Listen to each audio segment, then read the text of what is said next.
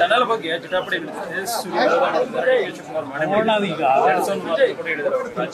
ಎಷ್ಟರ ಮಟ್ಟಿಗೆ ಟನಲ್ ಕೆಲಸ ಪ್ರಾರಂಭ ಮಾಡ್ತಾರೆ, ಎಷ್ಟರ ಮಟ್ಟಿಗೆ ಆ ಟನಲ್ ಬಗ್ಗೆ ನುರಿತ ತಂತ್ರಜ್ಞರಿದ್ದಾರೆ, ಅವರಿಂದ ಏನು ಮಾಹಿತಿ ತಗೊಂಡು ಯಾವ ರೀತಿ ಕೆಲಸ ಪ್ರಾರಂಭ ಆಗುತ್ತೆ ನೋಡೋಣ.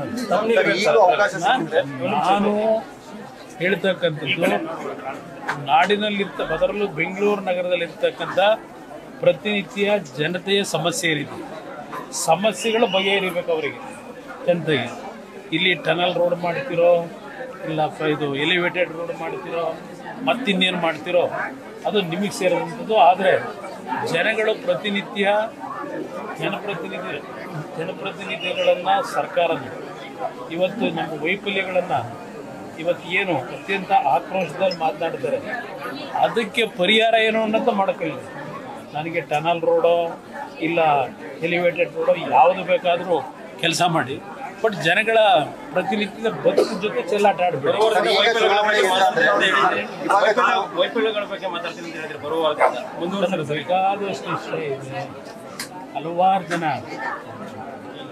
70 ವರ್ಷ 80 ವರ್ಷ ಏನೋ ಒಂದು ಕಷ್ಟಪಟ್ಟು ಸಂಪಾದನೆ ಮಾಡಿದಂಥ ಆಸ್ತಿಗಳು ಯಾವ ರೀತಿ ರೌಡಿಗಳನ್ನು ತೋರಿಸ್ತಕ್ಕಂಥದ್ದು, ಈ ಕೆಲಸಗಳು ಬೇಕಾದಷ್ಟು ನಡೀತಾ ಇದೆ. ಅವಕಾಶ ಸಿಕ್ಕಿದ್ರೆ ಹೋಗ್ಲೇಬೇಕಲ್ಲ ಚುನಾವಣೆ. ಸರ್ಕಾರ ಬಿದ್ದೋದ್ರೆ ಚುನಾವಣೆ ಹೋಗ್ಲೇಬೇಕಲ್ಲ ಎಲ್ಲರೂ ರಾಜಕೀಯ ಪಕ್ಷಗಳು. ಅವರು ರೆಡಿಯಾಗಿದ್ದಾರೆ ಅಂತ ಹೇಳ್ತಿದ್ದಾರೆ ಸರ್, ಮೈತ್ರಿ ಪಕ್ಷವಾಗಿ ನಾವು ರೆಡಿಯಾಗಲೇಬೇಕಲ್ಲ, ನಮ್ಮ ಜವಾಬ್ದಾರಿ. ಎಲ್ಲ ಪಕ್ಷಗಳು ಚುನಾವಣೆಯ ಒಂದು ವಾತಾವರಣ ಬಂದ ರೆಡಿ ಆಗಲೇಬೇಕು.